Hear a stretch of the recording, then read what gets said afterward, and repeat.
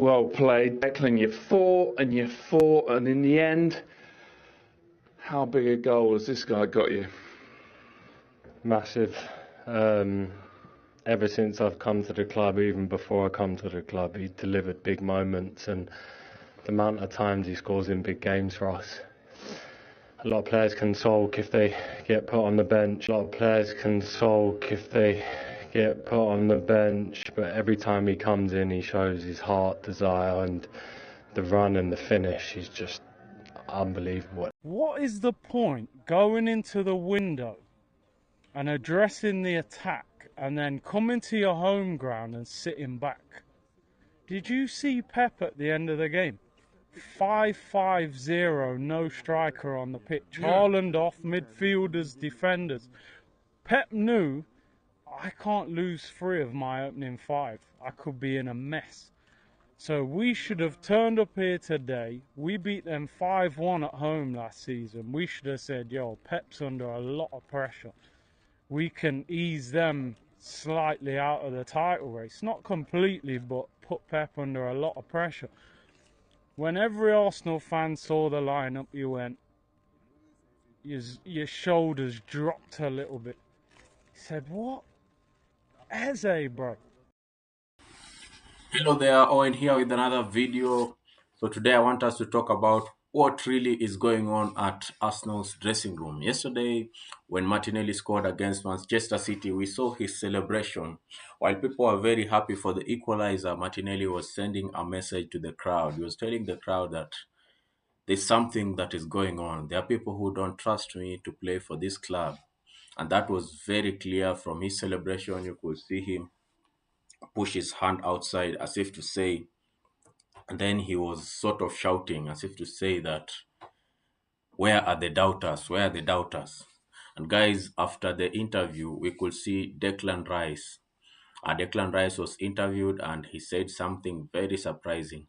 He said that those people who don't want Martinelli to play can go and sulk in the bench, which means that there are some players at Arsenal who are against Martinelli playing. And this just reveals a little bit of the bigger problem at Arsenal right now. There's also one of the greatest Arsenal supporters, Curtis Shaw, on FTV said that the main reason why Eberichi Eze was not started for this game is that because he could have shown, and maybe a lot of people would have tweeted that he takes the position of Odegaard for the rest of the games. I don't support this and I don't support the comments that he said, but I honestly think that there's something that is really happening with the Arsenal squad selection. There are some players maybe who are pushing the manager. They really want to start, yet they're not the best players to start for the team. So there are some positions that have really been contestable. For example, what is now becoming the famous midfield three, Mikel Merino, Declan Rice, and Martin Zubimendi. A lot of people don't understand why Merino has to start these games ahead of people like Eberichi Eze, Ethan Nwaneri, assuming even Odegaard is outside.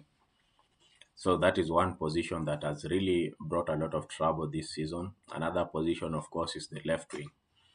Therefore, this could be the contestable position. So if we look at the players who play in these positions, we can really understand what Declan Rice was hinting at.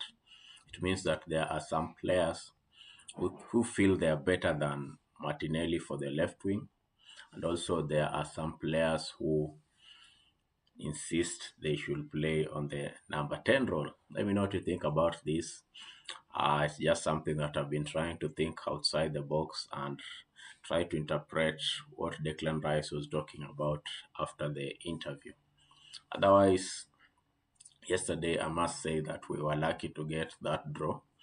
We were losing that game 100%. City had decided no strikers. It is 5 centre backs, 4 defending midfielders. Guardiola actually said after the game that he was using Arteta's textbook against himself, and it was working until Martinelli got that great pass from Eberichi Eze. Honestly, I think it's high time Arsenal sorted their issues. This issue of Mikel Arteta going with some funny lineups. When every Arsenal fan saw the lineup against City, we all fell. We felt like our hearts sank because we knew that was not the best lineup for the team. And it was not surprising when we got in and we were bossed around by City. Every now and then they were coming to our box throughout the first half. And many people, even Jamie Carragher, said that the first 45 minutes were wasted by Arsenal. If Mikel Arteta wants to win the league, he has to be brave, he has to pick the right squad and go into the game with the mentality of winning. Yeah, that is just it, guys. We have to say the truth. We have to call bananas bananas. Let me know your thoughts about this. We're going into the Carabao Cup game, I think, against Port Vale. Then we will play Newcastle United at St. James Park. Let me know your thoughts about this, guys. It's a very, very difficult situation for Arsenal.